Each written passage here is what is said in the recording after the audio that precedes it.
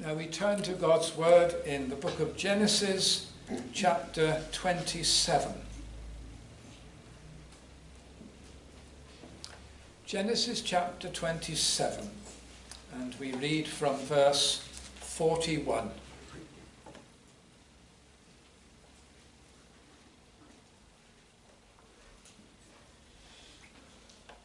Genesis 27, verse 41.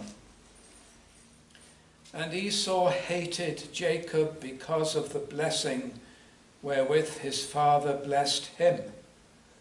And Esau said in his heart, the days of mourning for my father are at hand. Then will I slay my brother Jacob. And these words of Esau, her elder son, were told to Rebekah. And she sent and called Jacob, her younger son, and said unto him, Behold, thy brother Esau, as touching thee, doth comfort himself, purposing to kill thee. Now therefore, my son, obey my voice, and arise. Flee thou to Laban, my brother, to Haran, and tarry with him a few days, until thy brother's fury turn away, until thy brother's anger turn away from thee, and he forget that which thou hast done to him. Then I will send and fetch thee from thence. Why should I be deprived also of you both in one day?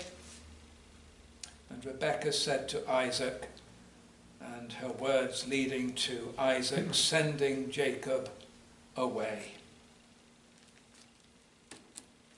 This continues the sermon we had about Rebekah, Jacob's mother, last Lord's Day evening. You remember we first see her as a young and godly woman in Genesis chapter 24. There she has one particular quality which becomes a sign to Abraham's servant. And that is there in verse 12, where he asks if it might please the Lord to identify the woman that the Lord has appointed for his master's son Isaac by this test. Actually in verse 13, Behold, I stand here by the well of water, and the daughters of men of the city come out to draw water. And let it come to pass that the damsel to whom I shall say, Let down thy pitcher, I pray thee, that I may drink. And she shall say, Drink, and I will give thy camels drink also. Let the same be she that thou hast appointed for thy servant Isaac, and thereby shall I know that thou hast showed kindness unto my master. In other words, you see, his simple request for a drink at this well, well, that was one thing. But that this woman might also extend her thoughtfulness to his camels and offer to draw more water up from the well in order that these camels might be refreshed with water as well. In other words, a serving heart and serving hands. And it proves to be, as you read further down in Genesis 24, that's exactly what she did. She gave him the water and offered to water the camels as well. And that proved to be the sign. And by that he knew that Rebekah was the one chosen to come back with him as a wife for Isaac. But then next we saw, you remember, that no son came for 20 years. And this marriage was key to an heir that would come who would have the blessing of Abraham. Abraham himself, who had the blessing, who gave it to Isaac. But who would Isaac give it to? And who would be next in the messianic line that would lead all the way down to the coming of Christ? No son for 20 years. But in chapter 25, verse 21, we read that Isaac entreated the Lord for his wife because she was barren, and the Lord was entreated of him, and Rebekah his wife conceived, and there were twins, not one but two sons in her womb. And so you see, if the Lord makes us wait for something important that is his will, he will sometimes give us twice as much to honour our patient and prayerful waiting. But then, years later, chapter 27, verse 1, when Isaac was old. Now he was well over 100 years old. People lived into their hundreds in those times, and Isaac was old and he was blind, and he was about to make a serious mistake. Verse 4 of chapter 27. He wanted to give the blessing of Abraham to Esau, make him the next in the messianic line. A man who was out of the covenant, who was profane, who was utterly unsuited and not God's choice in this. The danger is that he will do this, and what will happen? So much is in jeopardy. But Rebekah overhears and goes into action. And there in chapter 27 you have the familiar account of how that she quickly tells Jacob to impersonate Esau, and thinks that by this intervention she'll make sure that the blessing goes to the right son. But of course it was presumptuous, because what did God say when the two twins struggled in Rebekah's womb? The elder shall serve the younger, meaning that the younger son, by a little, Jacob, will be the firstborn, as it were, in position, and he will have the blessing of Abraham. And if God said that's what will happen, that was what would happen. And yet Rebekah, quick thinking, full of resourcefulness, takes things into her own hands and makes sure it happens by this impersonation that she bids Jacob to do, to make Isaac think he's giving the blessing to Esau. And of course it involves Jacob and her husband Isaac in deceit and hurt. Well, then we have our verses in chapter 27 and from verse 43 to 45, which we are looking at this evening. And these are the consequences of Rebekah's actions. And they bore bitter fruit. And they are on record for our admonition, but also for our encouragement, to remind us that there is a right way in these things. And let us consider the message here. Now therefore, my son, obey my voice, and arise, flee thou to Laban my brother, to Haran, and tarry with him a few days, until thy brother's fury turn away, until thy brother's anger turn away from thee, and he forget that which thou hast done to him. Then I will send and fetch him from thence. Why should I be deprived also of you both in one day? In other words, Esau has vowed that he's going to murder Jacob because of what Jacob has done in stealing that blessing from him.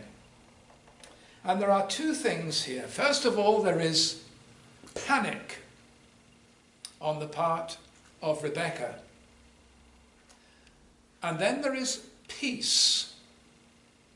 The panic that she brought on herself, but the peace that she might have had.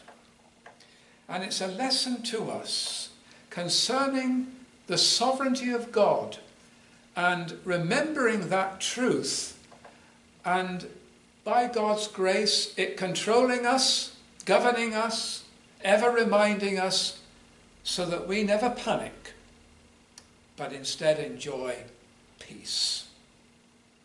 How does it apply in this case for us, for our learning? Well, let's look first of all at the panic. And you can tell that she's panicking, can't you, by the way she puts it. When she tells Jacob to flee for his life to Laban in Haran. Verse 44, tarry with him for a few days until thy brother's fury turn away, until thy brother's anger turn away from thee. See, she repeats herself. Until thy brother's fury turn away, until thy brother's anger turn away from thee. When you're frantic, you tend to say things twice, don't you? Even more times. You're repeating yourself because you're not in control of your feelings and even your words. And she has to hastily now arrange for Jacob's escape, for his safety.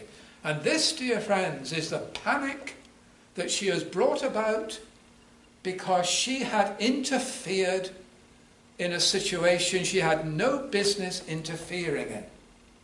She tried to divert Isaac from giving the blessing of Abraham to Esau. Now we know her scheme, don't we? How quick thinking and clever she was. The savoury meat that she prepares to give to Jacob to make Isaac think that it's Esau and what he has prepared. Esau's clothes that Jacob wears.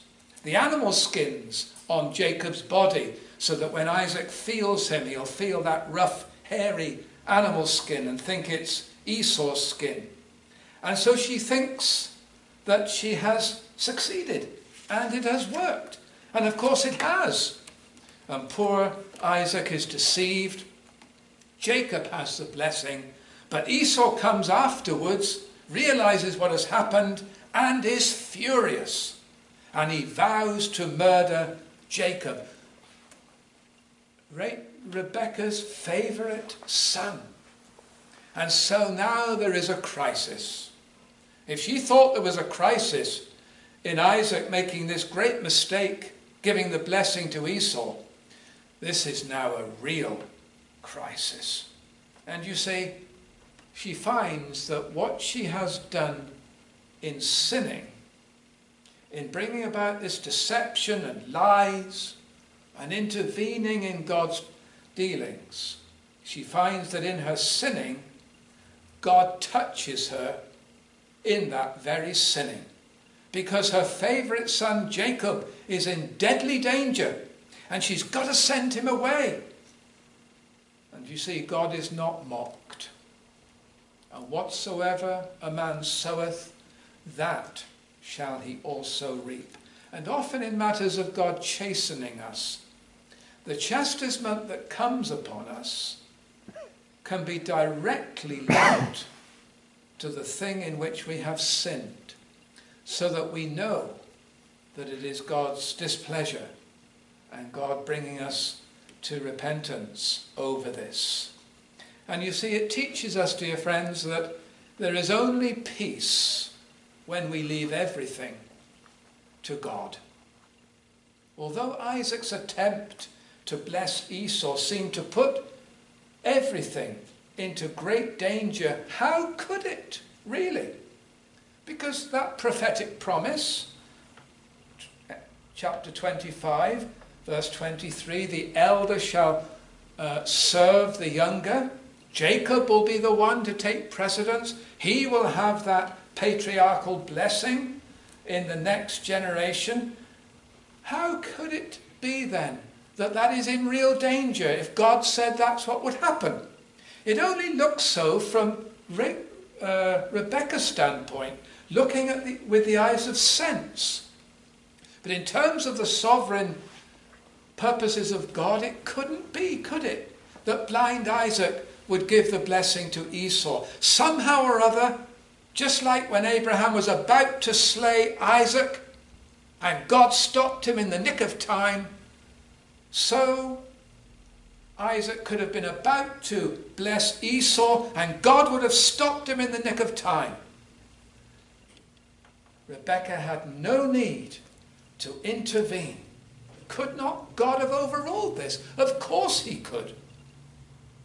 Isaiah 43 and verse 13, he says, I will work, and who shall let it?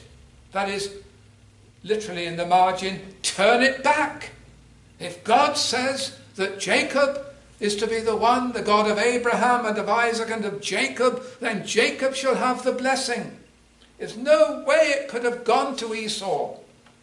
Although it looked as if it was about to, and it would do, God would have intervened. And dear friends, we can take comfort from this.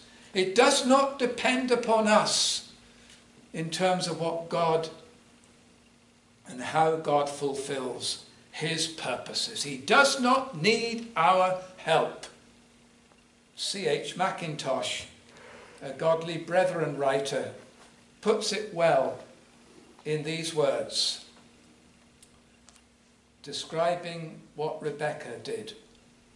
There was no waiting upon God whatever. Isaac's eyes were dim. He could therefore be imposed upon, and they set about doing so, instead of looking off to God, who would have entirely frustrated Isaac's purpose to bless the one whom God would not bless, Esau. That's a good point, isn't it? Looking off to God. You see, there are times when in God's purposes he does want us to have a part to play in the lawful use of means. And we should be ready to be his instruments in those cases. But this is clearly not one of them. And so Rebekah was presumptuous and took things into her own hands. And now these bitter consequences. She thought to secure the blessing for her favourite son Jacob, and now she thinks she's going to lose him to murderous Esau. You think of David by comparison. When David was in the cave of En-Gedi and Saul was in the mouth of the cave, and David's soldiers from the back of the cave in the darkness whispered to him, "One fatal blow and your enemy will be dead, and then you'll be king. No more being hounded and chased by King Saul. It'll all be done." And David said, "I will not put my hand forth against the Lord's anointed." He cut the corner off Saul's robe, Saul not knowing it, in order to hold it up afterwards as proof that he could have killed him, but didn't. But even then, David's conscience smote him, that he even went that far. And you see, that is the point, isn't it? Leave it to God. Don't take it into your own hands. Even as much as David did was a trouble and a conviction to David. How much better it would have been if Rebekah had left it to God. And dear friends, how much peace we forfeit because we somehow think that things are in our hands when they're entirely in God's hands. And we exalt ourselves in our presumption, and we imagine that we are vital to what God is doing, and we presume to try to do things desperately, panicking, when God's throne and his reign and his mind carries on his undisturbed affairs, and there's peace before the throne of heaven. See the further presumption in verse 45. "Then I will send to fetch thee from thence." Notice, I will send for you, Jacob. Just a few days. Get away. Until hopefully Esau gets over this. He's usually quickly up and quickly down. And so let his anger cool and fade away. And then I'll tell you when it's safe to come home. It's very poignant, this, because you see, those few days turned into 20 years before Jacob came home from Haran. And Rebekah had died in the meanwhile. And she never lived to see her favourite son again. And in fact, this is the last mention of Rebecca in the Bible. No more mention of her after this. I will send for you. And that too is presumption, isn't it? In her panic, she says more than she can do. Remember James 4 and verse 13? Where we're reminded, aren't we? And we often remind ourselves in how we put things when we're expressing our intention to do something. Go to now, ye that say today or tomorrow we will go into such a city and continue there a year, and buy and sell and get gain, whereas ye know not what shall be on the morrow. What is your life? A vapour, here today, gone tomorrow. Ye ought to say, if the Lord will, we shall live and do this or that. No, God willing. In the case of Rebecca, you see, when we panic, we forget God. We forget even to be in deference to God's will over things, don't we? And so we sin in that way as well. I don't know about you, but it does surprise me, not to be critical, but it does surprise me how many Christians you listen to who say, I'm going to do such and such tomorrow, or next month I'm going to be in such and such a place. And there's no God willing. There's no if the Lord will. There's not even a I hope to do such and such. Such confidence. And how can you be confident when you don't know, as James says, what will be on the morrow? You know not what a day may bring forth. You see, a strong sense of God's sovereignty not only keeps you from panicking, it does keep you from presuming, so that you say God willing to things. Like the Apostle Paul, if the Lord will, I'll visit you and see you in Rome and so on. That is godliness. It's a lost thing amongst Christians these days. You tend to find it amongst Reformed Calvinistic Christians, don't you? Because they've got a right biblical sense. We've got a right biblical sense of God's sovereignty. And you see, it's more than doctrine. It's more than just in the head. It's in the heart. And it's your outlook on life, isn't it? And acknowledging the Lord in all your ways. Never be embarrassed about saying God willing. It's a nice reminder, isn't it? It gives God the honour and the glory. But I will send for you in a few days. Well, the Lord proved her wrong. And the Lord proved that she had no right to presume that that's what she would do, because she never did. And so, never panic over anything. Jesus says in John 14 and verse 1, let not your heart be troubled. If there is heart trouble, I don't mean medical condition, I mean if there is nervousness, if there's anxiety, if there's panicking, then you see it's not acknowledging God's sovereignty, is it? Remember Dr. Lloyd Jones and his famous words, faith is the refusal to panic. And that's a good definition, isn't it?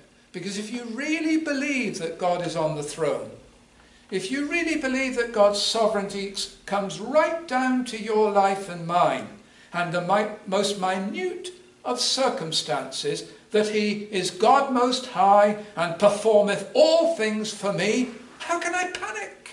How can I be troubled in my heart when things are in higher hands than mine and are never out of control? It's not man who's in charge, not circumstances that put me at their mercy. It's the Lord over all.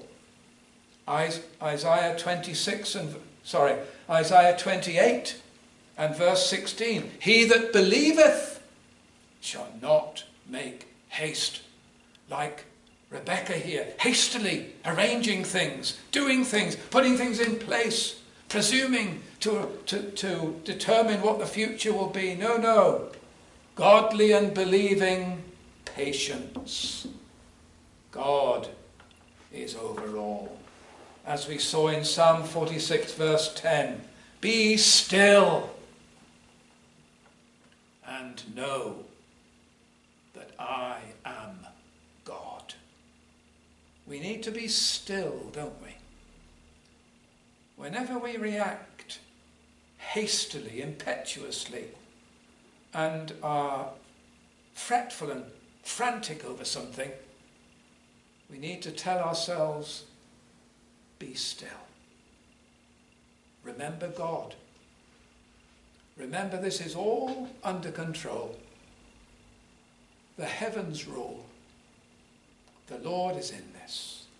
We need to speak to ourselves, and then panic will turn to peace. Let's look at the second point then. Peace. Until thy brother's fury turn away, and thy brother's anger turn away from thee. And the curious thing is that this is in fact what happened, though not in the way she thought. But this actually did happen 20 years hence, when Jacob and Esau were reconciled, most beautifully. If Rebekah had left things to God, she could have had the peace about this. And it would have happened a lot sooner. You know the story when Jacob would go to Haran and stay with Rebekah's brother Laban. And that stay turned into a process of the Lord dealing with Jacob in gracious chastening, and how that he would have the tables turned on him.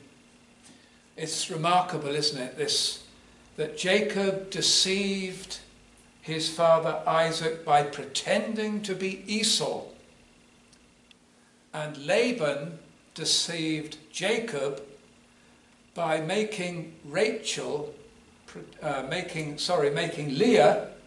pretend to be Rachel, the young woman that Jacob loved. And so Jacob was deceived in turn by impersonation. You see again, where we sin, God will touch us in that sin in a very similar way to show us how displeased, and how that we'll have to say, as I have done, so God hath requited me. And it's right that he has done so. May I not do this again. And then, of course, Jacob was exploited by Laban, wasn't he? You read the chapters that follow. Remarkable, isn't it? Jacob was a wily character. He inherited that from his mother Rebekah. But you see, Rebekah was a wily character like her brother Laban in Haran. And so, meeting his match in Laban, he found that Rebekah sent Jacob to the very place where the wiliness came from, that family.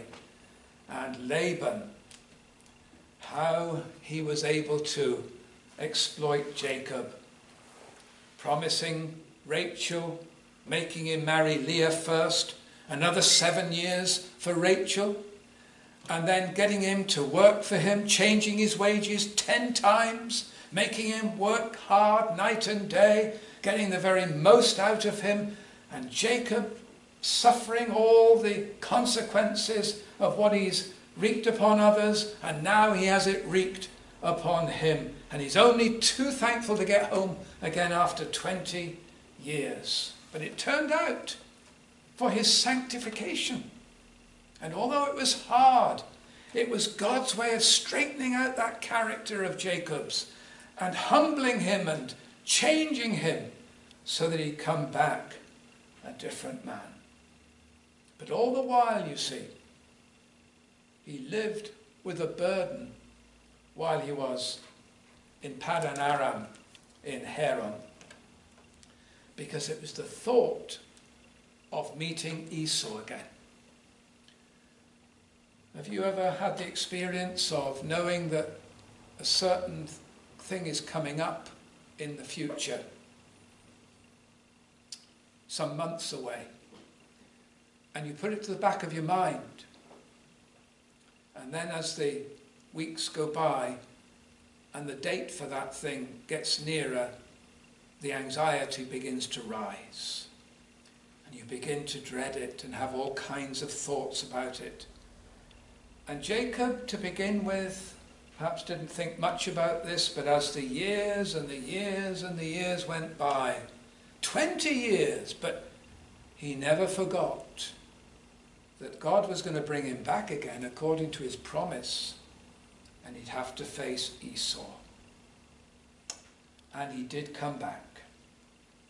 How different he was when he returned. Just in passing, remember he went out with just his staff in his hand that day when he had to run for his life with just his staff. And he came back with a large family. He came back with a number of servants, and rich in sheep, goats, camels, cows and donkeys. One writer said he could have made quite a village out of just all that he had himself if he'd have stayed in one place. But wealth doesn't bring peace. And he had to face Esau. And you remember how he sent messengers to Esau when he was back again?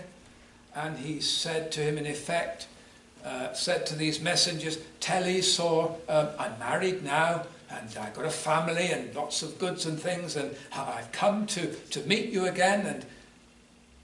And then the dread and the fear when these messengers come back and say, Esau's coming to meet you with 400 armed men. And Jacob is now panic-stricken. But in prayer at Peniel, the Lord comes, and there's that wrestling, and he begins by probably being on his knees, beseeching the Lord for safety and for deliverance from Esau. And he turns out holding on to a mysterious visitor who is the Son of God before his incarnation in the form of an angel. And Jacob finds himself holding on for dear life and saying, I will not let thee go till thou bless me. And he's changed from praying for deliverance to praying for himself, that the Lord will bless him and deal with him. And you see, the Lord has got him to the point that he wants to bring all of us to, really.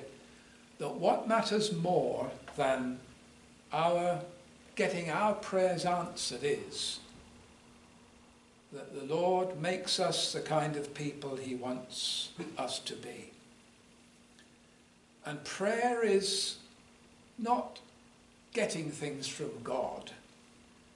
It's really relationship with God, and God moulding us and changing us, and even changing the character of our praying, so that really we have got what we didn't ask for, which is more important, our sanctification, our being changed, as well as usually, if it's the Lord's will, the thing we asked for. And so the Lord blessed him there at Peniel. And then there was peace. And you remember, he meets with Esau, and you've got these tremendous words, chapter 33 and verse 4, where there is this encounter. Esau ran to meet him and embraced him and fell on his neck and kissed him, and they wept. And oh, what relief Esau's completely reconciled to Jacob. God has answered prayer for that, as well as changing Jacob from being Jacob, supplanter, crafty, catcher of other people's things, to Israel, a prince with God. And now he is blessed and there's peace. That's a lovely touch in verse 10 of Genesis 33, where Jacob says, I have found grace in thy sight, for therefore I have seen thy face, Esau, as though I had seen the face of God, and thou wast pleased with me. In other words, your smiling countenance, Esau, is such a reassurance. It's almost as if I've seen the smiling face of God. And that says a lot as to how Jacob was used to viewing God. His smile, his love, the light of his countenance, just like God himself to me. And of course it was. God was like that to Jacob and made Esau like that as well. And peace. After all these years, after all these dealings of God with him, peace. But the point is this, you see, as we conclude, Rebekah might have had this peace if she'd left it with God and hadn't tried to interfere and intervene and cause Jacob to impersonate Esau and steal Esau's blessing and make him furious and murderous and have to send him away and all the rest of it. And it teaches us, dear friends, that there is peace when we humbly trust in God. And it was all part of God's purpose. And even though it was wrong, and even though Rebekah suffered for it, Jacob suffered for it, although was blessed in the end, this was God's way, wasn't it? Of giving the blessing to Jacob, even through the wrong that was done. And it is a remarkable thing that in all the weaknesses, imperfections, sins and failings of this family, God works through them all. And God ensures the blessing goes to Jacob. And God blesses and deals with Rebekah, blesses and deals with Jacob, because they are his people, not like Esau. And if you think, and if I am led to think, all my messing up and my mistakes and my foolishness and the things I've done that are wrong and all that seems to be so far from what it should be in my life, in my family, in my circumstances, dear friends, God is so sovereign. As one of the Puritans put it, he can draw a straight line with a very crooked stick. And God can take it all up into his purposes and have his sovereign way.